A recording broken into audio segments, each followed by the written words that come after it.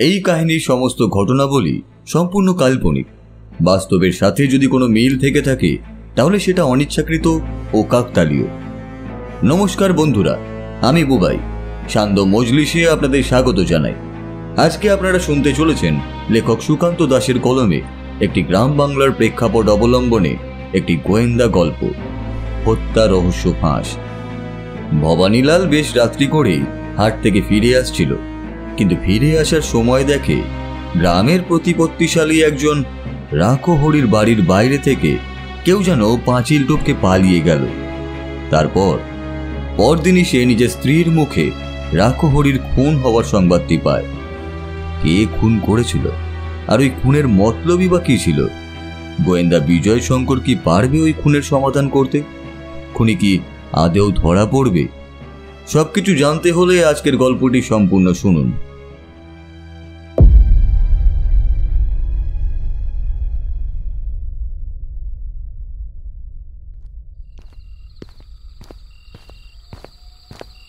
ভবানীলাল বেশ রাত করে গ্রামের রাস্তা দিয়ে ফিরে আসছিল তার বাড়ির দিকে। পাশের গ্রামে যেখানে হাট বসে সেখানে তার একটা কাঁচা মালের দোকান রয়েছে। আজ ব্যবসাপত্র করে বাড়ি ফিরতে ফিরতে অনেকটাই দেরি হয়ে গেছে। গ্রামের মধ্যে সকলেই বোধহয় এতক্ষণে দৌড় দিয়ে ঘুমিয়েও পড়েছে। অল্প চাঁদের আলোয় গুনগুন করে একটা বাংলা গান করতে করতে বাড়ি ফিরছিল ভবানীলাল। তার কোমরের কাছে ঘুনসি দিয়ে বাঁধা রয়েছে বেশ কয়েক টাকার নোট। তাছাড়া কিছু খুচরো পয়সা এক পাশের পকেটেও রয়েছে। পকেটে টাকা থাকলে সবার মনেই আনন্দ থাকে, তাই ভবানীলালের মনেও আনন্দ ছিল। গ্রামের মধ্যে ঢুকে খুশি মনে খানিকটা এগিয়ে আসার পরেই হঠাৎ করেই তার মনে হলো রাখোহরি চক্রবর্তীর বাড়ির সামনের পাঁচিল দেওয়া বাগানটার কাছ দিয়ে কে যেন ভেতরের দিকে ঢুকে গেল না? ব্যাপারটা বুঝতে পেরেই ভবানীলাল একবার এদিক ওদিক তাকিয়ে নিল অন্ধকারে। চাঁদের আলো যতটা এসে পড়েছে তাতে যে মূর্তিটা ভেতরে ঢুকেছে তার গোটা শরীরটা দেখা গেলেও বোঝা সম্ভব নয়। ভবানীলাল মনে মনে একটু চমকেই উঠল। ভবানীলালকে দেখতে একটু বড় সড়ো থলথলে ভুঁড়িওয়ালা হলেও তার মনে কিন্তু সাহসের বড্ড অভাব। ভবানীলালের যখন বয়স কম ছিল তখন একবার গ্রামের ছেলেরা পরিকল্পনা করে তাকে গ্রামের পূর্বে শ্মশানের কাছে জঙ্গলে নিয়ে গিয়েছিল। সেই জঙ্গলের মধ্যে দাঁড়িয়ে থাকতে থাকতে একবার মাত্র শিয়ালের ডাক শুনেই ভবানীলাল জ্ঞান হারিয়েছিল। ছেলেরাও ভয় পেয়ে গিয়েছিল, ভেবেছিল ভবানীলাল অক্কা পেল না তো। সেই ভবানীলাল এখন পাশের গ্রামের কাঁচামালের ব্যবসা করে। যা টাকা কামায় তা গ্রামে খুব বেশি কেউ উপার্জন করতে পারে না। তবে ব্যবসার যেমন ভালো দিক রয়েছে তেমন মন্দ দিকও রয়েছে। এই তো আগের মাসেই তার ব্যবসা একেবারে ভাঁটা পড়েছিল। এবার এ মাসে খানিকটা লাভের মুখ দেখেছে ভবানীলাল। কিন্তু এখন এই ব্যাপারটা দেখতে পেয়ে গ্রামের মাটির রাস্তার একপাশে একটা বড় আম গাছের গুড়ির আড়ালে গিয়ে দাঁড়ালো ভবানীলাল। ভয়ে ভয়ে মনে মনে রাম নাম জপ করতে লাগলো। ভয় পেলেও একটা কৌতূহল কিন্তু ভবানীলালের হয়েই চলেছিল। যদি ভূত প্রেত কিংবা অন্য কিছু হয় তাহলে রাখোহরি চক্রবর্তী যে বড় বিপদে রয়েছে। তার বাড়িতে বাগানের মধ্যে এত রাতে কেই বা ঢুকতে যাবে? আর যদি মানুষ হয়? ওই একটা কারণেই ভবানীলাল অপেক্ষা করতে লাগলো। যদি মানুষ হয় তাহলে তো রাখোহরি চক্রবর্তী বাড়িতে একাই থাকে। তার মতন একটা বয়স্ক মানুষকে যদি কেউ ভয় টয় দেখিয়ে তার কাছ থেকে টাকা পয়সা কেড়ে নিতে চায়। রাখোহরি চক্রবর্তীর যে টাকা রয়েছে সে কথা ভবানীলাল বেশ ভালোই জানে, কিন্তু রাখোহরি চক্রবর্তীর কাছে টাকা যেমন আছে তেমন লোকটা মহা কিপ্টে। পিঁপড়ের মুখ থেকে চিনি টিপে টিপে বার করবে এমন কিপ্টে লোক হলো রাখোহরি চক্রবর্তী। গ্রামের মানুষেরা বলে সকালে উঠে রাখোহরির মুখ দেখলে নাকি তাদের দিন খারাপ যায়। কিন্তু সেসব যাই হোক না কেন, গ্রামের মানুষদের আপদে বিপদে কিন্তু লোকটা ঝাঁপিয়েও পড়ে। বয়স হয়ে গেছে বলে তেমন শরীর চলে না, কিন্তু কারোর বিপদ হলে রাখোহরি চক্রবর্তীর মতো মহাকিপ্টে লোক তখন কেমন যেন রাজা হয়ে যায়। এই তো আগের বছর যেবার ঝড়ে মধু গোয়ালার বাড়িটা একেবারে তাসের ঘরের মতো ভেঙে পড়ল, সেবার তো ওই রাখোহরি চক্রবর্তী তাকে বেশ কিছু টাকা দিয়েছিল নতুন বাড়ি তোলার জন্য। হ্যাঁ, সেই কথা ঠিক যে মধু গোয়ালা সে টাকা পরে ফেরত দিয়ে দিয়েছে, কিন্তু বিপদের সময় কই আর তো কেউ এগিয়ে আসেনি। হাতে ধরে তাকে কিছু টাকাও দিতে পারেনি ভবানীলাল, নিজেও তা করতে পারেনি। কিন্তু তার বাড়িতে এত রাতে কে ঢুকলো? যতই কথাটা ভাবতে লাগলো ভবানীলাল, ততই যেন একটা ভয় তার চারপাশ থেকে এসে তাকে চেপে ধরেছিল। একটা খসখস শব্দ শুনে পেছনের দিকে তাকিয়ে ভবানীলাল দেখল, তারপর ভয়ে তাড়াতাড়ি লুকিয়ে পড়তে গিয়ে ডোবার কাছের আম গাছটার কাছে সে এসে পড়েছে। এদিক থেকে যদি সাক্ষ্য উঠে আসে? পায়ের উপর দিয়ে সুরসুর করে কি যেন একটা চলে গেল না? ভবানীলাল ভয়ে একবার কেঁপে ওঠে। ভবানীলাল একবার পেছনের দিকে তাকিয়েছিল, আবার যখন সামনের দিকে তাকায় তখন একটা অদ্ভুত ব্যাপার সে দেখতে পায়। একটু আগে যাকে বাগান থেকে পাঁচিল দিয়ে ভেতরে ঢুকতে দেখেছিল, সেই ছায়া মূর্তিটাকেই আবার বাগান থেকে পাঁচিল টপকে বেরিয়ে যেতে দেখল। কিন্তু এখন যেন সে দ্রুত হেঁটে চলেছে। ভবানীলালের মনে হলো সে হেঁটে নয়, একরকম দৌড়ে চলেছে। একটা ব্যাপার ভবানীলাল এবার বুঝতে পারল, এটা ভূত কিংবা ওইসব কিছুই নয়, কোনো একটা মানুষ। তাই এমনভাবে দৌড়ে গেল। কিন্তু ব্যাপারটা কি? আরও কিছুক্ষণ আম গাছের আড়ালে থাকার পরে ভবানীলাল গ্রামের মাটির রাস্তায় বেরিয়ে এলো। হাঁটতে হাঁটতে এগিয়ে গেল রাকহরি চক্রবর্তীর বাগানের পাঁচিলটার দিকে। তারপর কি মনে হতে পাঁচিল দিয়ে একবার মুখ বাড়িয়ে ভেতরের দিকে দেখল। রাকহরি চক্রবর্তীর বাড়ির বাইরে দাওয়ার উপর একটা হ্যারিকেন জ্বলে। অনেক রাত পর্যন্ত ঘুমানোর আগে সে হ্যারিকেনটা নিভিয়ে দেয়। হ্যারিকেনটা তখনও জ্বলে চলেছে। এত রাত পর্যন্ত রাকহরি চক্রবর্তী হ্যারিকেন তো জ্বালিয়ে রাখে না, তাতে যে অনেক তেল পুড়বে। ব্যাপারটা কেমন যেন অদ্ভুত মনে হয় ভবানীলালের। তারপর ভাবে যে নেহাত কোনো চোর ছ্যাচর হবে, হয়তো বাগান থেকে কিছু চুরি করতেই এসেছিল। রাকহরি চক্রবর্তী বোধহয় জেগে গিয়েছিল, তাই তাড়াহুড়ো করে পালিয়ে গেছে। মনে মনে এমনটাই ভেবে নিয়ে ভবানীলাল বাড়ির পথ ধরল। রাকহরি চক্রবর্তীর বাড়ি থেকে তার বাড়ি বেশ খানিকটা দূরে। বাড়িতে ফিরে আর এসব নিয়ে বউকে কিছুই বলল না। খাওয়া দাওয়া সেরে নিজের মতোই ঘুমিয়ে পড়ল। পরদিন সকালে আর হাটে যাওয়ার নেই, তাই বেশ বেলা পর্যন্তই ঘুমিয়েছিল ভবানীলাল। ঘুম ভেঙে উঠে যখন বাইরে এলো, তখন দাওয়ার কাছে বসে তার স্ত্রী ক্ষান্তমণি বটিতে সবজি কাটতে কাটতে বলল, তোমার এখন ঘুম থেকে ওঠার সময় হলো? ওদিকে ওদিকে কি হয়েছে শুনেছ? দেখতেই তো পাচ্ছ, এইমাত্র ঘুম থেকে উঠলাম। ওদিকে কি হয়েছে তা আমি জানবো কি করে? ক্ষান্তমণি তরকারি কোটা বন্ধ করে ভবানীলালের দিকে একবার চোখ তুলে তাকালো। সেই চাহনিতেই ভবানীলালের গলার ভেতর পর্যন্ত কেমন যেন শুকিয়ে গেল। ভবানীলাল তার বউ ক্ষান্তমণিকে বেশ ভয়ই পায়, আর ভয় পাবে নাই বা কেন? ক্ষান্তমণির জন্যই তো তার ব্যবসা এখন রমরমিয়ে চলছে। ক্ষান্তমণি কিছু বোঝে না বটে, কিন্তু সে যা বুদ্ধি দেয় সেই বুদ্ধি কাজে লাগিয়ে ভবানীলাল সুখের মুখ দেখেছে। ক্ষান্তমণি চোখ নামিয়ে তরকারি কুটতে কুটতে এবার একটু নরম গলাতেই বলল, কাল রাতে কে যেন ওই রাকহরি চক্রবর্তীকে খুন করে রেখে গেছে। তার ঘরের ভেতরে বিছানায় তার তার দেহটা পড়ে রয়েছে।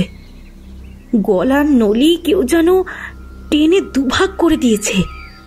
কথাটা শুনেই ভবানীলালের মাথাটা কেমন যেন ঘুরে উঠল। সে দুটো হাত দুপাশে তুলে সবে আড়মোড়া ভাঙতে শুরু করেছিল, তার মস্ত বড় হাঁটা আগের মতোই হয়ে গেল। দুটো হাত রইল আকাশের দিকে। ভয় পেয়ে ভবানীলাল তোতলাতে শুরু করে। তাই এখন ভবানী বলল, খুন? রাকহরি চক্রবর্তী খুন হয়েছে? ক্ষান্তমণি তরকারি কোটা বন্ধ করে দিল। ভবানীলালের এই অবস্থাটা সে ভালোভাবেই চেনে। সে যখন বেশ ভয় পায় তখন এমনটাই করে। ক্ষান্তমণি বটিটা একপাশে সরিয়ে রেখে তাড়াতাড়ি ভবানীলালের সামনে এসে দাঁড়ালো। তারপর তার একটা হাত ধরে বলল, আরে তোমার আবার কি হলো? তুমি তুমি এত ভয় পেলে কেন? ভবানীলাল ততক্ষণে মাটির দাওয়ার উপরে বসে পড়েছে। তার গোটা মুখে দেখা দিতে শুরু করেছে ঘাম। তার চোখের পাতা দুটো তীর তীর করে কাঁপতে লাগলো। ভবানীলাল কোনো রকমে কাল রাতের সমস্ত ঘটনা ক্ষান্তমণিকে খুলে বলল। সব শুনতে শুনতে ক্ষান্তমণিও খানিকটা অবাক হয়ে গেল। তারপর বলল, তাহলে কি কাল রাতে তুমি যাকে দেখেছিলে সেই খুন করেছে?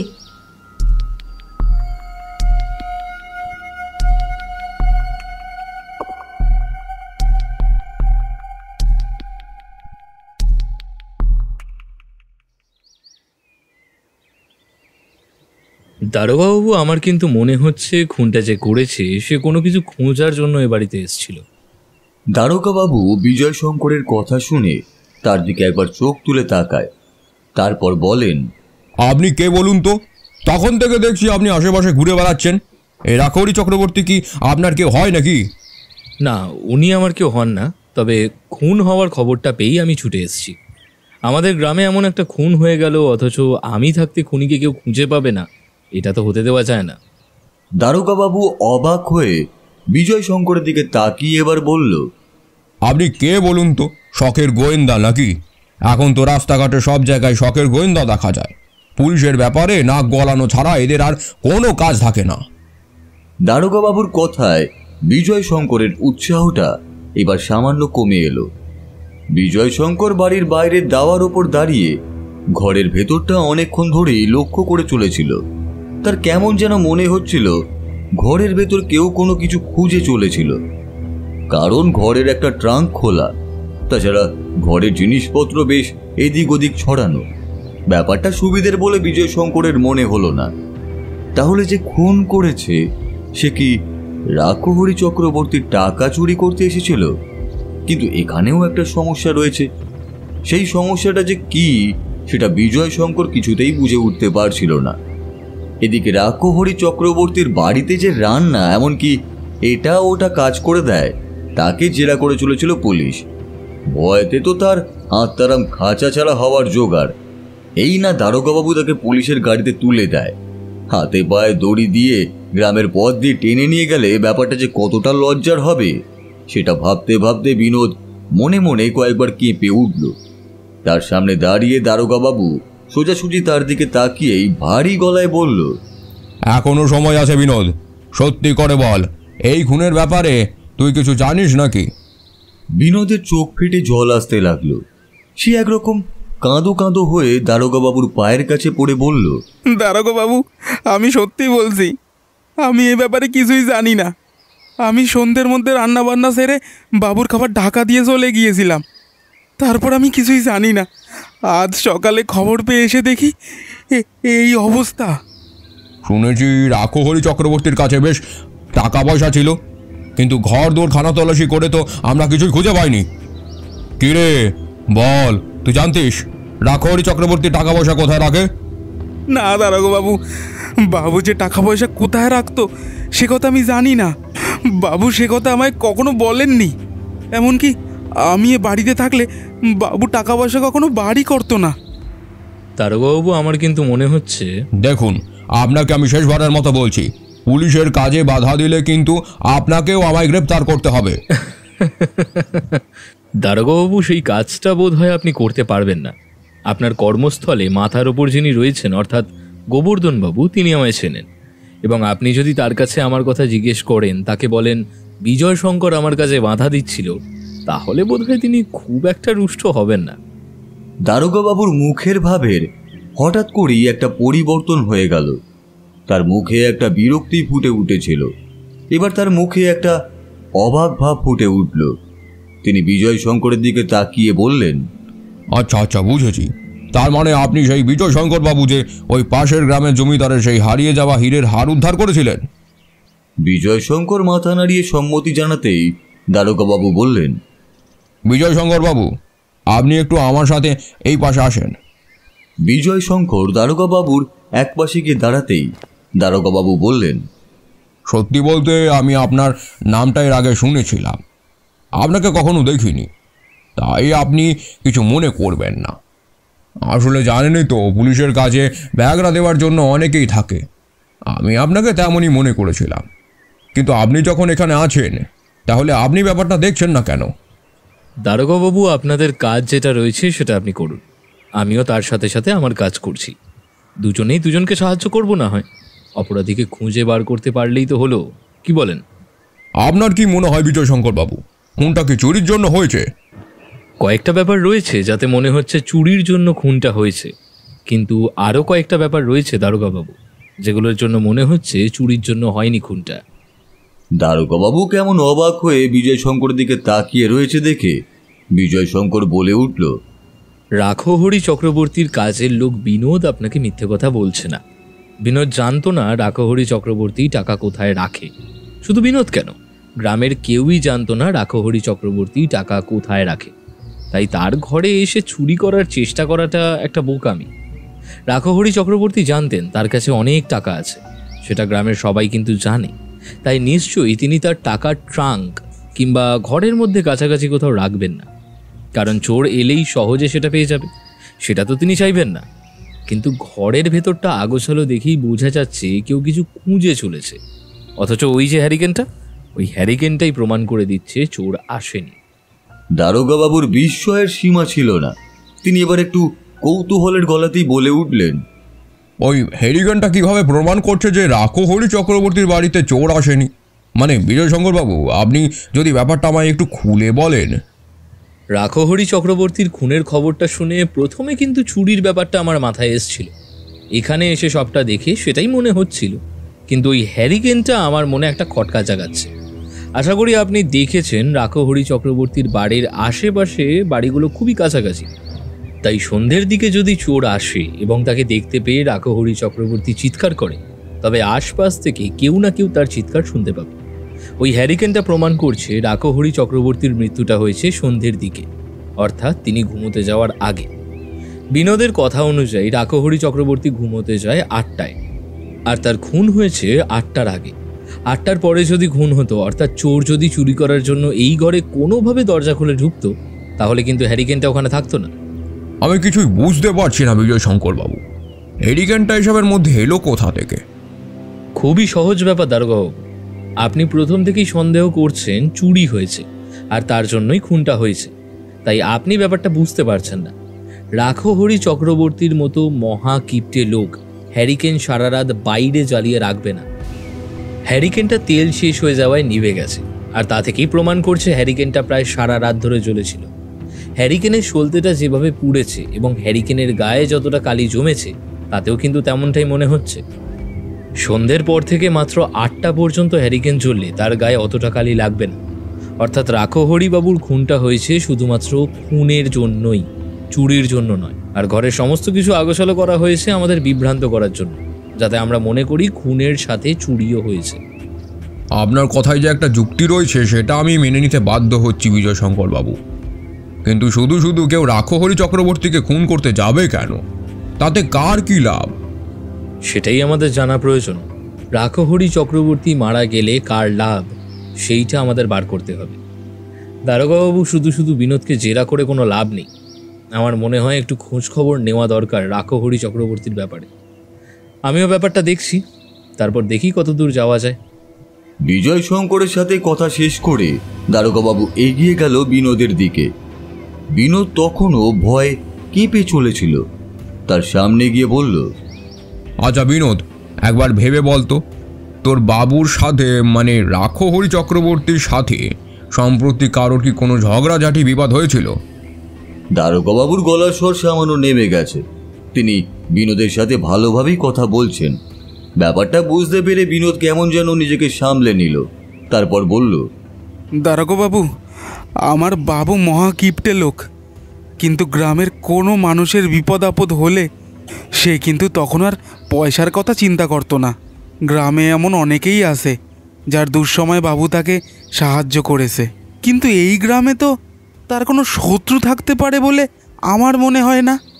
এর মধ্যে তার সাথে কারো ঝগড়াঝাটিও হয়নি। পুলিশ দেখে এবং তাদের জেরা কথাবার্তা সমস্ত কিছু শুনতে গ্রামের আরও কিছু মানুষ জড়ো হয়েছিল আশেপাশে।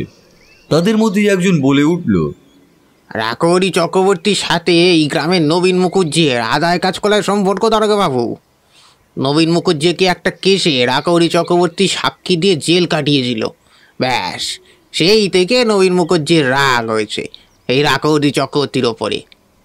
কথাটা কে বলল বোঝা গেল না, তবে এই কথাটা শুনে বিজয় শঙ্কর নিজে এগিয়ে এসে বলল, এই কথাটা ঠিক দারোগাবাবু। নবীন মুখুজ্জে একটা জালিয়াতির কেসে ফেসেছিল এবং সেই কেসে রাকহরি চক্রবর্তী তার বিরুদ্ধে সাক্ষী দেয়। সেই কেসেও খানিকটা কাজ আমি নিজেই করেছিলাম, তাই ব্যাপারটা আমি ভালোভাবেই জানি। নবীন মুখুজ্জে রাকহরি চক্রবর্তীকে প্রাণে মারবে বলে শাঁসিয়েও ছিলেন। দারোগাবাবুর মুখ সামান্য উজ্জ্বল হয়ে আসতে তিনি বললেন, তার মানে রাক্ষহরি চক্রবর্তীকে ওই নবীন মুখুজ্জে খুন করেছে? এই চলো, তোমরা সবাই নবীন মুখুজ্জের বাড়িতে চলো। বিজয় শঙ্কর দারোগাবাবুর পাশে এসে চাপা স্বরে বলে, একবার ভেবে দেখুন দারোগাবাবু, এখন আপনি নবীন মুখুজ্জেকে জেরা করতেই পারেন, কিন্তু সে যদি অপরাধ করেও থাকে সে সম্পূর্ণ অস্বীকার করবে। আপনার হাতে কোনো প্রমাণ নেই, তাই সে সাবধান হয়ে যাবে। আমার মনে হয় তার বিরুদ্ধে কিছু প্রমাণ জোগাড় করে তারপর তার বাড়িতে যাওয়াটা ভালো হবে না? দারোগাবাবু ভেবেছিল এমন একটা বীভৎস হত্যাকাণ্ডের ফয়সালা তিনি করে ফেলেছেন, কিন্তু বিজয় শঙ্করের কথা শুনে তিনি আবার কেমন ফাঁপড়ে পড়ে বললেন, তাহলে এখন কি করা যায় বলুন তো বিজয় শঙ্কর বাবু? আমার কথা যদি শুনে থাকেন তাহলে দয়া করে আপনি এখন থানায় ফিরে যান। থানা আমার চেনাই আছে, আমি এদিকটা খোঁজ খবর নিয়ে দেখছি। যদি তেমন কিছু জানতে পারি তাহলে সে খবর আমি আপনাকে দিয়ে আসব। একেবারে তৈরি না হয়ে মাঠে নামলে যে আমাদেরই গোহারা হারতে হবে দারোগাবাবু। দারোগাবাবু বিজয় শঙ্করের নাম এর আগেও শুনেছে, শুধু পাশের গ্রামের জমিদারের সেই হীরের হারের ব্যাপারে নয়, আরও অনেকের কাছে শুনেছে তার নাম। বিজয় শঙ্কর আশেপাশের গ্রামে, এমনকি শহরে তার মামার বাড়িতেও দু একটা এমন কেস সলভ করেছে, তাই দারোগাবাবু তাকে বিশ্বাস করতে পারল। মৃতদেহ নিয়ে চলে গেলেন দারোগাবাবু। সেই মৃতদেহ শহরে পাঠানো হবে পোস্টমর্টমের জন্য। যদিও বিজয় শঙ্কর একটু বেশি করেই জোর দিয়েছিল পোস্টমর্টমের জন্য, তাতে অন্তত মৃত্যুর সময়টা জানা যাবে, আর মৃত্যুর আগে কোনোভাবে রাকহরি চক্রবর্তীর শরীরে ঘুমের ওষুধ গিয়েছিল কিনা সেটাও জানা দরকার। বিজয় শঙ্কর নিজের মতোই খোঁজ খবর করতে শুরু করে। তার কেমন যেন একটা অদ্ভুত ধারণা হচ্ছিল এই গোটা বিষয়ের সাথে নবীন মুখুজ্জের কোনো সম্পর্ক নেই। রাগের মাথায় অনেকেই অমন কথা বলে থাকে, কিন্তু একটা মানুষকে খুন করা সেটা সহজ কাজ নয়। যদি চুরি না হয়ে থাকে আর নবীন মুখুজ্জে খুন না করে থাকে, তাহলে কাজটা করল কে? আর যেই করুক না কেন তার উদ্দেশ্য কি রয়েছে? বিজয় শঙ্কর গোয়েন্দাগিরি করে আসছে আজ থেকে প্রায় বছর 5 হয়ে গেল।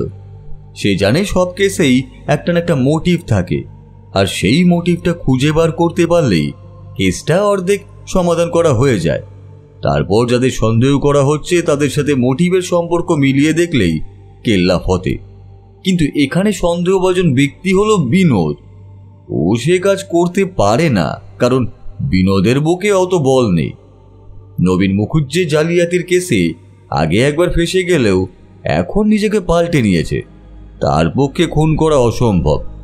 তাহলে বাকি থেকে গেল এমন কেউ যাকে বিজয় শঙ্কর চেনে না।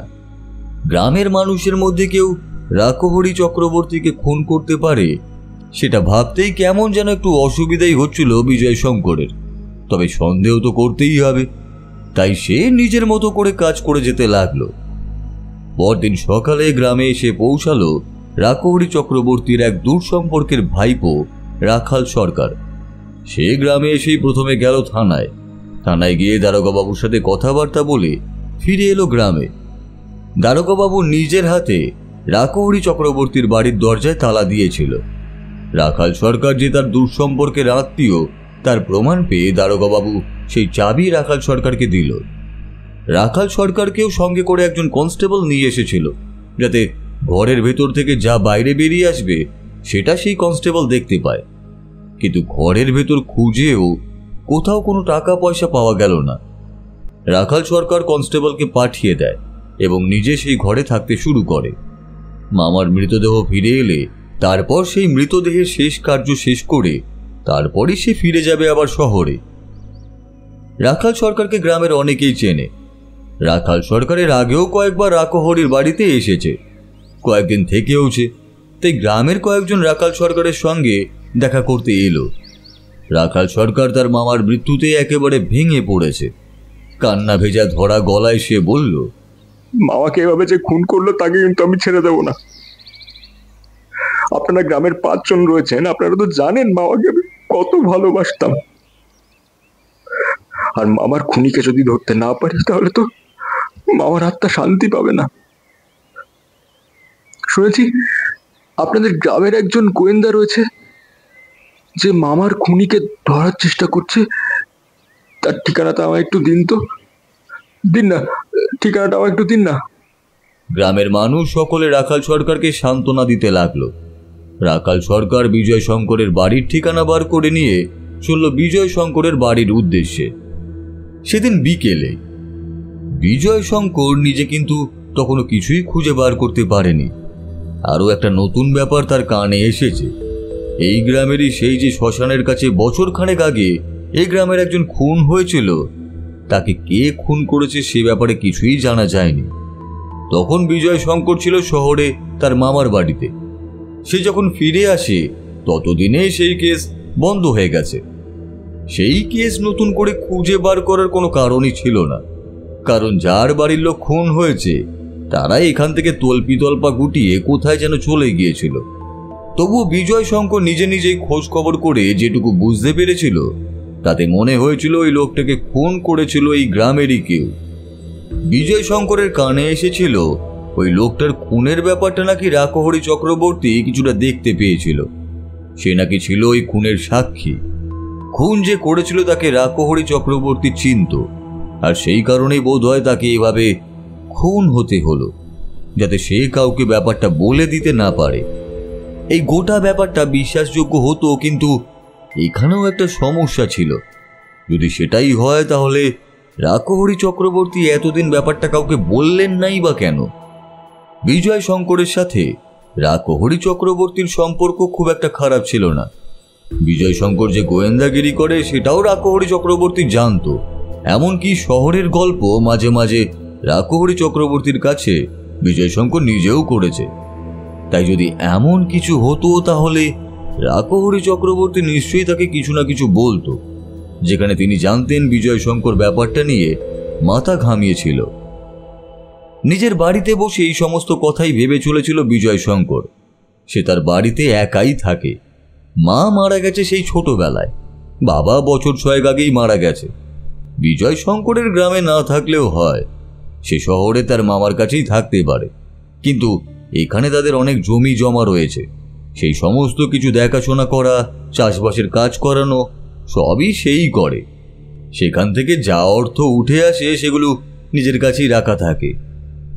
এই সমস্ত কিছুর জন্য বিজয় শঙ্কর বছরের কয়েকটা মাস থাকে গ্রামে, বাকি সময় থাকে শহরে। শহরে থাকার সময় মামার সাহায্যে সে দেশ বিদেশের অনেক গোয়েন্দা গল্প পড়ে। মামার কাছে থাকতে থাকতেই সে লেখাপড়া খানিকটা কিছু শিখে নিয়েছে। যদিও ছোটবেলায় গ্রামের পাঠশালায় সে লেখাপড়া অনেকটাই শিখেছিল। বিজয় শঙ্করের মাথা বেশ পরিষ্কার।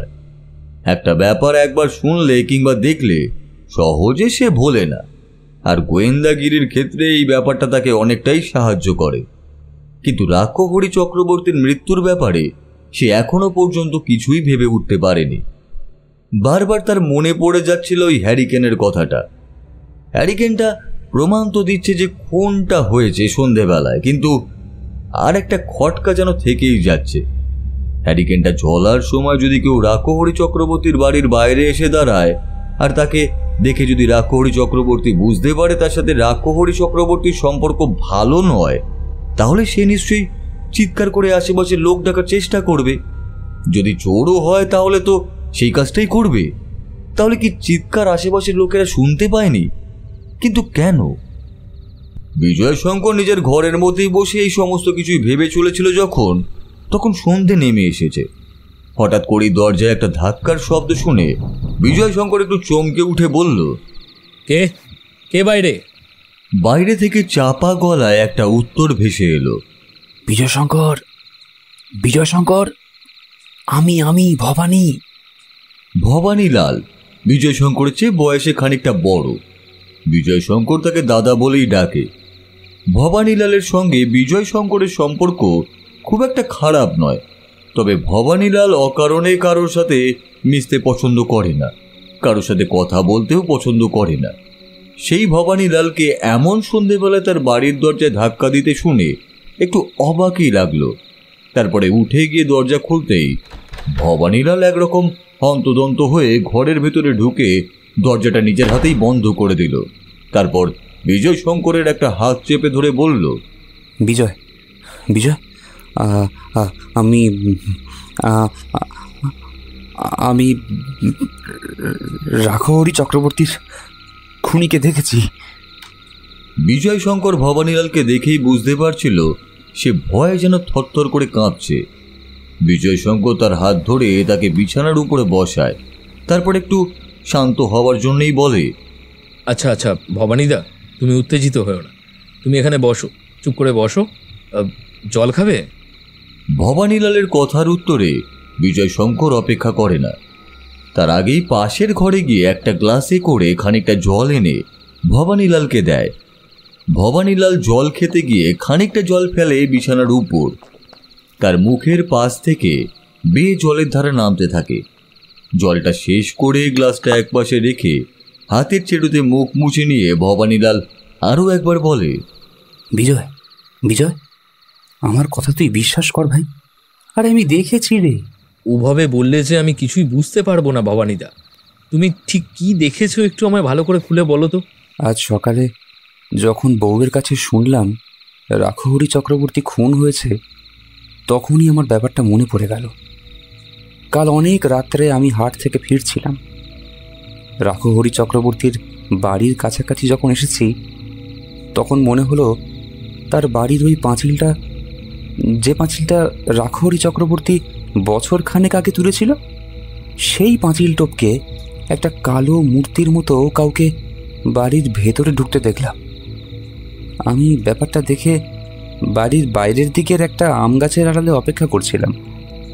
একটু পরেই সে বেরিয়ে এলো, তারপর ছুটতে ছুটতে যেন গ্রামের দিকে ঢুকে গেল। কি করে বুঝলে তুমি যাকে দেখেছো সেই খুন করেছে? যদি সে খুন না করে তাহলে অত রাতে সে কি করতে গিয়েছিল, আর তারপর বেরিয়ে ওভাবে পালিয়ে গেল কেন? হাটবারে তোমার বাড়ি ফিরতে তো বেশ খানিকটা দেরি হয়, তাই না? তুমি যখন ফিরেছিলে আশা করি তখন 9টা বেজে গেছে। 9টার একটু বেশি হবে। আমি গ্রামে ঢোকার পথে ওই বিশ্বাসের বাড়ির কাছ দিয়ে যখন আসছিলাম, তখন তাদের বাড়ির সেই বড় ঘড়িতে ঢং ঢং করে 9টার ঘন্টা পড়েছিল। এবার আমায় একটা কথা বলো তো ভবানীদা, লোকটা চলে যাওয়ার পর তুমি কি পাঁচিলের ওপারের ভেতরটা দেখার চেষ্টা করেছিলে? ব্যাপারটা কি করে আন্দাজ করলে সেটা আমি বুঝতে পারছি না, তবে হ্যাঁ, আমি পাঁচিলের কাছে গিয়ে ভেতরে দেখার চেষ্টা করেছিলাম। বিজয় শঙ্কর যেন উত্তেজিত হয়ে বলল, তখন কি বারান্দার কাছে দাওয়ার ওপরে হ্যারিকেনটা জ্বলছিল? হ্যারিকেন? ভবানীলাল যেন আকাশ থেকে বলল। বিজয় শঙ্করের গলাটা কেমন যেন শক্ত হয়ে এসেছে। সেইভাবেই ভবানীলালের দিকে তাকিয়ে সে বলল, ভালো করে ভেবে বলো তো ভবানীদা, হ্যারিকেনটা কি জ্বলছিল? আর যদি হ্যারিকেনটা জ্বলে থাকে তখন ঠিক কিভাবে জ্বলছিল? তার আলোটা কি অনেকটা বেশি ছিল নাকি কম? রাঘহরি চক্রবর্তী মহা কিপটে লোক, তা তো তুই জানিস। সে হ্যারিকেনের আলো রাতের বেলা খুব বেশি করে রাখে না। তবে একটা ব্যাপার আমি কিছুতেই বুঝতে পারছিলাম না। বিজয় শঙ্করের মুখে এবার একটা হাসি খেলে গেল। তার লম্বাটে শ্যামলা মুখে বিদ্যুতের ঝলকের মতো হাসিটা একবার খেলে গিয়েই মিলিয়ে গেল। সে বলে উঠল, রাঘহরি চক্রবর্তী এত রাত পর্যন্ত বাইরে হ্যারিকেন জ্বালিয়ে রেখেছে কেন? তুমি এটাই ভেবেছিলে তো ভবানীদা? ভবানীলাল কেমন যেন অবাক হয়ে বিজয় শঙ্করের দিকে তাকিয়ে বলল, কিন্তু এ কথাটা তুই কি করে জানলি বিজয়? কারণ ওই হ্যারিকেনটায় বারান্দার দাওয়ার ওপরে প্রায় গোটা রাত ধরেই জ্বলেছিল। রাঘহরি চক্রবর্তীর মতো মানুষ অকারণে হ্যারিকেন জ্বালিয়ে রাখবে না। আর আমার মনে হয় তার মৃত্যুটা তখন হয়নি, হয়েছিল আরও অনেক আগে। রাঘহরি চক্রবর্তী 8টার মধ্যেই শুয়ে পড়ে, মৃত্যু হয়েছিল 8টার আগে। তুমি যখন ওই লোকটাকে রাঘহরি চক্রবর্তীর বাড়িতে ঢুকতে আর বেরোতে দেখেছো, ততক্ষণে রাকহরি চক্রবর্তী মারা গেছে। আমার মনে হয় লোকটা মৃতদেহ দেখে ভয় পেয়ে ওভাবে পালিয়ে গিয়েছিল। তুমি কি তার হাতে পালানোর সময় কিছু দেখেছিলে? কথাটা তুই ঠিকই বলেছিস বিজয়। আমারও কেমন জানি তেমনই মনে হচ্ছিল। লোকটা ভয়ে পালিয়েছে, তার দৌড়নোর মধ্যে তেমনই একটা ব্যাপার ছিল। আচ্ছা, ওই লোকটা আমাদের গ্রামের রতন চোর নয় তো? তুমি যখন আমায় কথাগুলো বলছো তখন আমি নিজেই কিন্তু একবার ভেবেছি রতনের কথা, কিন্তু রতন অত রাতে ওখানে ঠিক কেন গিয়েছিল সেটাও তো একটা ভাবার বিষয়। বিজয় শঙ্কর আর ভবানীলাল নিজেদের মধ্যে কথা বলছে, এমন সময় দরজার বাইরে থেকে একটা অচেনা গলায় কেউ একজন ডেকে উঠল। বাড়িতে কেউ আছেন? বলছি, বিজয় শঙ্কর বাবু বাড়িতে আছেন নাকি? অচেনা গলায় একটা ডাক শুনে বিজয় শঙ্কর সামান্য সময়ের জন্য একটু অবাকই হলো। তারপর ভবানীলালকে বসতে বলে সে এগিয়ে গিয়ে দরজা খুলে দিল। বাইরেটা সামান্য অন্ধকার হয়ে এসেছে, সেই অন্ধকারের মধ্যেই বাইরে দাঁড়িয়ে রয়েছে একটা অচেনা লোক। তাকে দেখে বিজয় শঙ্কর বাইরে বেরিয়ে পড়ল। আমি বিজয় শঙ্কর, বলুন কি বলবেন? আপনাকে তো ঠিক আমি চিনতে পারলাম না। নমস্কার, আমি আসলে রাকহরি চক্রবর্তীর দূর সম্পর্কের ভাইপো। আজই গ্রামে এসেছি। তা মামা তো এভাবে হঠাৎ মারা গেলেন। শুনেছি আপনি নাকি মামার এই মৃত্যুর ব্যাপারটা তদন্ত করছেন। পুলিশের কাছেও আপনার অনেক প্রশংসাই শুনলাম। তাই ভাবলাম আপনার কাছে একবার খবর নিয়ে দেখি, মানে এ ব্যাপারে আপনি কি কিছু জানতে পেরেছেন? ও আচ্ছা, তার মানে আপনি সেই রাখাল সরকার। আপনার কথা আপনার মামার কাছে অনেক শুনেছি। আসুন আসুন আসুন, ভেতরে আসুন। রাখাল সরকার ভেতরে ঢুকতেই ভবানীলালকে দেখতে পেল। রাখাল সরকারকে বিছানার একপাশে বসতে দিয়ে বিজয় শঙ্কর বলল, ইনি আমাদের গ্রামেই থাকে, হাটে কাঁচামালের ব্যবসা করে। ওর নাম ভবানীলাল। আর ভবানীদা, ইনি হলেন রাকহরি চক্রবর্তী, সেই দুঃসম্পর্কের ভাইপো। রাখাল সরকার, তুমি তো মনে হয় এনাকে চেনো নাকি? বেশ কয়েকবার গ্রামে দেখেছি বলে মনে হচ্ছে। তা আপনি মামার মৃত্যুর খবরটা পেলেন কিভাবে? কথাটা শুনেই রাখাল সরকারের চোখ কেমন যেন ছলছল করে উঠল। একটু ধরা গলায় তিনি বললেন, আসলে কয়েকদিন ধরেই মামাকে দেখার জন্য বড্ড ইচ্ছে করছিল, তবে ওই সময় করে উঠতে পারছিলাম না। তাই আজ সকালের ট্রেনে শহর থেকে রওনা হয়েছি। গ্রামে এসে ঢুকতে শুনলাম এই ব্যাপার, তাই বাড়িতে না এসে সোজা চলে গেলাম থানায়। তারপর দারোগা বাবুর কাছে সমস্তটা শুনে কনস্টেবলকে নিয়ে একেবারে মামার বাড়িতে এলাম। সেখানে মামা কোথাও কিছু টাকা পয়সা লুকিয়ে রাখা আছে কিনা সেগুলো খুঁজে দেখলাম আর কি, তো কোথাও কিছু নেই। চোর মনে হয় সবকিছু নিয়ে গেছে। আমি তোকে তখন থেকে তো এটাই বলছি বিজয়, যে রাকহরি চক্রবর্তীর বাড়িতে চোর এসেছিল। আরে চোর এই কাজটা করেছে। কিন্তু রাখালবাবু, আপনার মামা যে টাকা পয়সা ঘরের ট্রাঙ্কে কিংবা কাছাকাছি কোথাও রাখতেন না, সে কথা আপনি জানেন না? মামার টাকা পয়সার ব্যাপারে আমি একটা কিছু জানতাম না বিজয় শঙ্কর বাবু, তবে মামার কাছে যে বেশ কিছু টাকা ছিল সেটা জানতাম। তা প্রায় লাখখানেক টাকা তো হবেই। টাকার অঙ্কটা তাহলে নেহাত কম নয়। কিন্তু একটা ব্যাপার আমি কিছুতেই বুঝতে পারছি না, যদি রাকহরি চক্রবর্তী 8টার আগেই খুন হয়ে থাকে, তাহলে তার বাড়িতে রাতের বেলা এসেছিল কে? রাখাল সরকার যেন এই কথায় সামান্য অবাক হয়েই বলল, সে কি, মামার বাড়িতে রাতের বেলা কেউ এসেছিল নাকি? আর খুন কখন হয়েছে বললেন? 8টার আগে, মানে সন্ধ্যের দিকে? আমার তো তাই মনে হচ্ছে রাখালবাবু। তবে গ্রামের অনেকেই বলছে আপনার মামা নাকি ওই গ্রামের পাশের শ্মশানে বছরখানেক আগে হয়ে যাওয়া একটা খুনের ব্যাপারে অনেক কিছুই জানতেন। তাই তিনি যাতে কিছু বলতে না পারেন সেই কারণেই খুনি তাকে খুন করেছে। আপনার মামা নাকি খুনিকে নিজের চোখে দেখেছিল ওই শ্মশানে। রাখাল সরকার খানিকটা ইতস্তত করে বললেন, মানে মাসখানেক আগে আমি নিজেও একবার এসেছিলাম মামার কাছে। আর কথায় কথায় মামা এমন কিছু একটা আমায় বলেছিল বলে মনে হয়, তবে এখন ঠিক মনে পড়ছে না ব্যাপারটা। কিন্তু খুনটা কে করলো সে ব্যাপারে কি কিছু খুঁজে পেয়েছেন?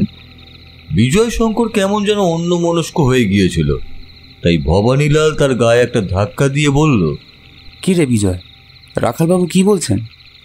বিজয় শঙ্কর অন্যমনস্কভাবেই ছিল, তাই ভবানীলাল তার গায়ে ধাক্কা দেওয়াতে সে একটু সম্বিত ফিরিয়ে বলে উঠল, হ্যাঁ, না মানে এখনো তো তেমন কিছুই জানা যায়নি, তবে আশা করছি খুব শীঘ্রই কিছু একটা খুঁজে বার করা যাবে। আমার মনে হয় রাখহরি চক্রবর্তী বাড়িতে কোথাও সেই টাকা পয়সা লুকিয়ে রেখেছেন। যতদূর মনে হয় তার বাড়ির বাগানে একটা ফুলের গাছ রয়েছে, ঠিক বাগানের মাঝখানের দিকে। আমি যখনই যেতাম সেই গাছটা আমায় দেখাতো। গাছটাকে তিনি খুব বেশি ভালোবাসত বলে মনে হয়। আমার মনে হয় সেই গাছের নিচে কিছু একটা থাকতে পারে, যদিও এটা আমার একটা অনুমান। তবে তার বাড়িতে যখন কিছু পাওয়া যায়নি, তখন বাগানে কোথাও টাকা পয়সা থাকতেও পারে। রাখহরি চক্রবর্তী যেমন লোক ছিলেন, তার পক্ষে টাকা পয়সা মাটির নিচে রাখাটাও অস্বাভাবিক নয়। রাখাল সরকার সবকিছুই শুনলেন, কিন্তু কিছুই বললেন না। এই কথা ও কথার পর রাখাল সরকার আর ভবানীলাল একসাথেই বেরিয়ে এলো বিজয় শঙ্করের বাড়ি থেকে।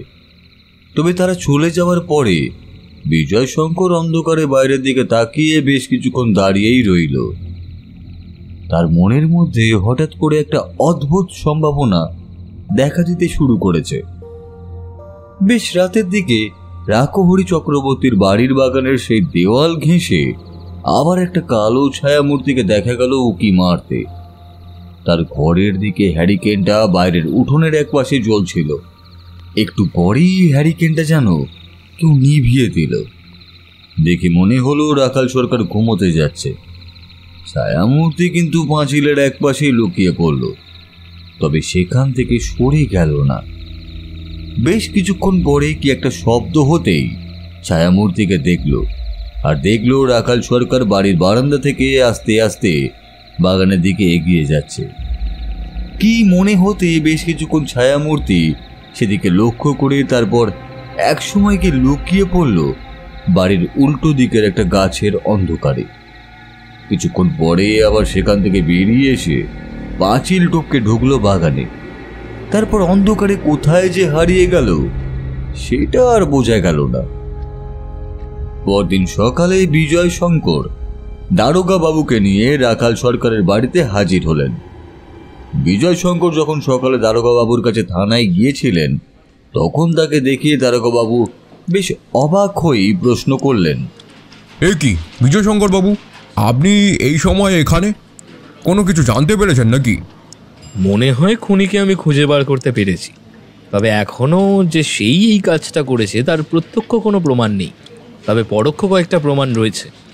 আমার মনে হয় তাকে থানায় ধরে এনে একটু আদর যত্ন করলেই সব স্বীকার করবে, কিন্তু মোটিভটা এখনো বুঝতে পারছি না। আপনি যখন সন্দেহ করছেন তাহলে আপনার সন্দেহ ভুল হবে না বিজয় শঙ্কর বাবু। আমায় একবার বলুন তো, তার নাম কি? বিজয় শঙ্করের মুখে একটা হাসি দেখা গেল। বিজয় শঙ্কর বলল, আপনি তাকে চেনেন দারোগা বাবু? আপনি তাকে দেখেছেন, সে আমাদের এই গ্রামেই আছে। দারোগা বাবুর চোখ যেন কপালে উঠে গেল। তিনি বললেন, সে কি বিজয় শঙ্কর বাবু, আমি জানতাম গ্রামের সকলেই রাখহরি চক্রবর্তীকে বেশ মান্যগণ্য করে। হতেই পারে ভদ্রলোক একটু কিপটে, কিন্তু সবার বিপদে ভদ্রলোক সাহায্য করেন। নেহাত সেই নবীন মুখুজ্জের সাথে একটা ব্যাপার তার ছিল। তাছাড়া আমি খোঁজ খবর নিয়ে জানতে পেরেছি প্রায় বছর খানেক আগে ওই শ্মশানের কাছে একটা খুনের ব্যাপারে রাখহরি চক্রবর্তী কিছু একটা জানতেন।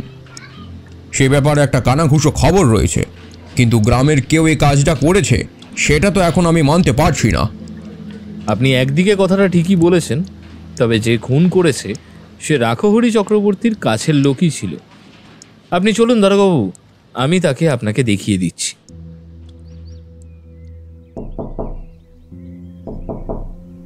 ঘরের দরজার কড়া নাড়ার শব্দে রাখাল সরকারের ঘুম ভাঙল। সে উঠে বাইরে বিজয় শঙ্কর আর দারোগাবাবুকে দাঁড়িয়ে থাকতে দেখে কেমন যেন অবাক হয়েই বলল, কি আবার দারোগাবাবু, এত সকালে আপনি কিছু জানতে পেরেছেন নাকি? দারোগাবাবু কিছুই জানে না যে আসলে তারা এখানে কেন এসেছে। তাই বিজয় শঙ্করের দিকে তাকাতেই বিজয় শঙ্কর বলল, রাখালবাবু, কাল সন্ধেবেলা আপনি যখন আমার বাড়িতে গিয়েছিলেন তখন আপনি আমায় একটা কথা বলেছিলেন, মনে আছে? আপনি বলেছিলেন আপনি কাল সকালের ট্রেনে গ্রামে এসেছেন, তাই তো? রাখাল সরকার কেমন যেন হতভম্বের মতো তাকিয়ে বললেন, হ্যাঁ বিজয়শঙ্কর বাবু, কিন্তু কেন বলুন তো? কাল আপনি গ্রামে ঢোকার পথে ঠিক কার কাছে খবর পেয়েছিলেন বলুন তো, যে আপনার মামা মারা গেছে? গ্রামের লোক আপনাকে খুব একটা ভালোভাবে চেনে না। আপনি মাত্র গ্রামে কয়েকবার এসছেন, তাই আপনাকে গ্রামে ঢুকতে দেখেই আপনার মামা মারা গেছে সেই কথাটা আপনাকে কে বলল?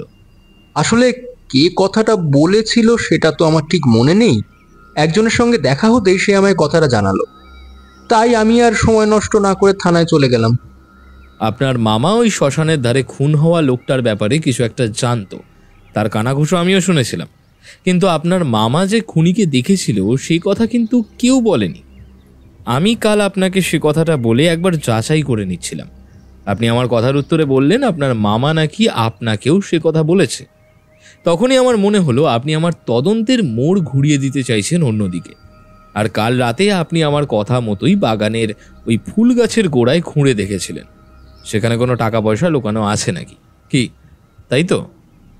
রাখাল সরকার কেমন যেন অবাক চোখে একবার বিজয় শঙ্কর বাবু একবার দারোগা বাবুর দিকে তাকালেন, তারপর বললেন, কিন্তু আমি তো কিছুই বুঝতে পারছি না বিজয়শঙ্কর বাবু, আপনি কি বলতে চাইছেন বলুন তো? আমি আজ সকালে খোঁজ নিয়ে দেখেছি, কাল সকালে শহরের দিক থেকে কোনো ট্রেন এদিকে আসেনি। শুধু তাই নয়, আমাদের এই স্টেশনে কোনো ট্রেনই কালকে চলাচল করেনি। একদম সন্ধ্যের দিকে মাত্র কয়েকটা ট্রেন গিয়েছে, কারণ ভোরের দিকে একটা মালগাড়ি দুর্ঘটনা হওয়ায় রেললাইন বন্ধ ছিল। তাহলে আপনি সকালবেলা কাল শহর থেকে গ্রামে এলেন কি করে? কথাটা শুনে রাখাল সরকার কেমন যেন হতভম্ব হয়ে দুপা পিছনের দিকে পিছিয়ে গিয়ে বিছানার উপর বসে পড়ে।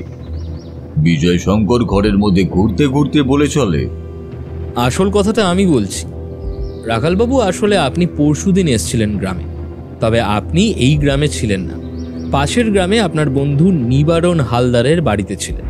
তারপর সেখান থেকে সন্ধ্যের দিকে কোনো একটা কাজের ছুতো দিয়ে এই গ্রামে এসে ঢোকেন অন্ধকার রাতে। আর রাতে ঢোকেন কারণ যাতে কেউ আপনাকে দেখতে না পায়।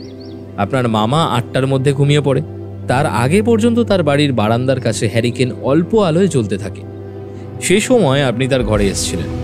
আমার মনে হয় সেই সময় আপনার সাথে তার কিছু কথাবার্তা হয়েছিল, বোধহয় টাকা পয়সা নিয়ে আপনাদের মধ্যে কোনো ঝামেলাও হয়।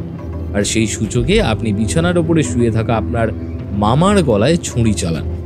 তাকে খুন করার পরে আপনি ঘরের মধ্যে খুঁজে দেখেন, কিন্তু কোথাও কোনো টাকা পয়সা খুঁজে পান না। রাতের অন্ধকারের সুযোগ নিয়ে আপনি আবার বেরিয়ে পড়েন। আপনি চলে যাওয়ার পরে ভবানীলাল দেখতে পেয়েছিল একজনকে ওই বাড়ির ভেতরে ঢুকতে। সে ছিল আমাদের গ্রামের রতন চোর, কিন্তু সে চুরি করতেই এসেছিল। তবে ঘরের ভেতর ঢুকতে গিয়ে মৃতদেহ দেখতে পেয়ে সে ভয় পেয়ে তাড়াতাড়ি পালিয়ে যায়। ভবানীলাল সমস্ত কিছু দেখেছিল। আমায় কাল সন্ধেবেলা সে সব কিছু জানায়, আর তখনই আপনি সেখানে গিয়ে পড়েন। আপনার সাথে কথা বলে আমার মনে জেগে থাকা কয়েকটা খটকা আস্তে আস্তে পরিষ্কার হয়ে যায়। যেমন রাখহরি চক্রবর্তীকে যদি কেউ খুন করে তাহলে তিনি চিৎকার করেননি কেন? তার বাড়িতে তার অনেক টাকা পয়সা রয়েছে, বাড়িতে অন্য কেউ ঢুকলে তার পক্ষে চিৎকার করাটাই তো স্বাভাবিক। সেক্ষেত্রে বিনোদ কিংবা তার চেনা কেউ হলে সেটা হবে না। আর রাখহরি চক্রবর্তী আপনাকে সন্দেহ করতে পারেনি। কাল রাতে আপনি বাগান খুঁড়ে আপনার মামার লুকিয়ে রাখা টাকা পয়সা উদ্ধার করতে চেয়েছিলেন। আমি বুঝতে পারছিলাম আমার কাছ থেকে কেস সম্পর্কে সমস্ত তথ্য নিতে আর কেসের মোড় ঘোরাতেই আপনি কাল আমার সাথে দেখা করতে গিয়েছিলেন। তাই বাগানে টাকা রাখার সম্ভাবনার কথাটা আমার একটা টোপ ছিল। আর আপনি কাল রাতেই আমার কথা মতো বাগান থেকে মাটি খুঁড়ে টাকাটা উদ্ধার করতে গিয়েছিলেন, তার সাক্ষীও আছে আমার কাছে। আর একটা ব্যাপারে আপনি যে একটু কাঁচা খেলোয়াড় তাই প্রমাণ করে দিলেন। আপনি জানতেন না যে কাল সকাল থেকে বিকেল পর্যন্ত ট্রেন চলাচল বন্ধ ছিল। তাই এই সমস্ত কারণের জন্য আপনি আমার কাছে ধরা পড়ে গেলেন রাখালবাবু। দারোগাবাবু এবার নিজের কাজ সম্পর্কে সচেতন হয়ে পড়লেন। পুলিশের গাড়িটা রাস্তার একপাশেই দাঁড় করানো ছিল, দুজন কনস্টেবলও সেখানেই ছিল। দারোগাবাবু রাখাল সরকারের হাতে হাতকড়া পরিয়ে তাকে নিয়ে গেল। রাখাল সরকার আর একটা কথাও বললেন না। তাকে জিপে তুলে কনস্টেবলের আওতায় তাকে রেখে এসে আবার ফিরে এলেন। তারপর বিজয় শঙ্করের দিকে তাকিয়ে বললেন, কিন্তু একটা ব্যাপার আমি কিছুতেই বুঝতে পারছি না বিজয় শঙ্কর বাবু, রাখহরি চক্রবর্তী এত টাকা পয়সা সেগুলো গেল কোথায়? বিজয় শঙ্কর তখন একটা অদ্ভুত কাজ করলো। ঘরের মধ্যে একটা নির্দিষ্ট জায়গায় মাটি খুঁড়তে শুরু করলো, রাখহরি চক্রবর্তীর বিছানার তলার জায়গাটায়। বেশ কিছুক্ষণ মাটি খুঁড়তে উঠে এলো একটা ছোট্ট লোহার বাক্স, আর সেই বাক্সটা খুলতেই দেখা গেল তার ভেতরে থরে থরে সাজানো টাকার নোট আর কিছু খুচরো। দারোগাবাবু এসব দেখে অবাকই হয়ে গেলেন। বিজয় শঙ্কর টাকার বাক্সটা তার হাতে তুলে দিয়ে বলল, নিন দারোগাবু, আপনার খুনি এবং আপনার লুকিয়ে রাখা টাকা পয়সা সমস্ত কিছুই খুঁজে বার করে দিলাম। এবার যা ব্যবস্থা করার আপনি করুন, আমি চলি। দারোগাবাবু অবাক হয়ে বিজয় শঙ্করের দিকে তাকিয়ে রইল।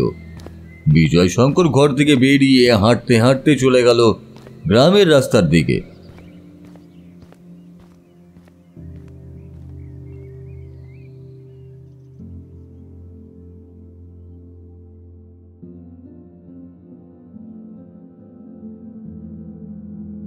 তাহলে কেমন লাগলো আজকের গল্প? আজকের গল্পের সূত্রধার ও গল্প পাঠে ছিলাম আমি বুবাই। অন্যান্য চরিত্রে অভিনয় করেছেন রিনি, দেবাদ্রি, সৌরভ রায়, রূপঙ্কর, কুণাল, নীল, রিতম। আপনারা যারা আমাদের গল্প পাঠাতে চান তারা নিচের ডেসক্রিপশন বক্সে দেওয়া মেইল আইডিতে গল্প পাঠাতে পারেন। তাহলে আজকের জন্য এইটুকুই। আবার দেখা হচ্ছে অন্য একটি রোমাঞ্চকর গল্পতে। ততদিন শুনতে থাকুন শান্ত মজলিস।